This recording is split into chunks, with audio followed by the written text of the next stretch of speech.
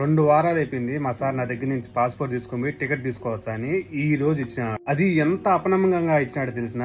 నువ్వు వచ్చావా రావా అని 10 సార్లు అడిగించాను. నా సార్ ఎప్పుడైనా గానీ నా దగ్గర నుంచి పాస్పోర్ట్ తీసుకోకపోతే టికెట్ కోసం మస్ట్ రోజు తీసుకొచ్చి ఇచ్చేవాడు. అలాంటిది ఈసారి 2 వారాల దాకా ఆయన దగ్గర పెట్టుకుంటే, ఎందుకంటే ఇంట్లో ఉండే వాళ్ళందరినీ అడగొద్దా, నేను వచ్చానా రానా అని ఆయన ఒక కన్ఫర్మ్ చేసుకొని 2 వారాల తర్వాత నా చేతిలో పెట్టాను. నువ్వు ముస్లింవా, హిందువా, క్రిస్టియన్ వీళ్ళకి సంబంధం లేదు సార్. నీకు నేను జీతం ఇచ్చినా నువ్వు నా దగ్గర పనిచేస్తున్నావు అంతవరకే. ఇప్పుడు నేను 11 ఏళ్ళు పని చేసిన అంత నమ్మకంగా ఉండేవాడైతే ఈడ మా ముస్లిం నన్ను ఏదో ఒక మాట అన్నాడు, నేను బాధపడతాను ఆయన తెలిసే కదా 2 వారాల దాకా ఈ పాస్పోర్ట్ దగ్గర పెట్టుకుని. మా ముస్లిం అయితే ఫస్ట్ నాకు ఏంటో గొడ్డలు తీసుకొచ్చిందంట, నాకు కూడా తెలీదు.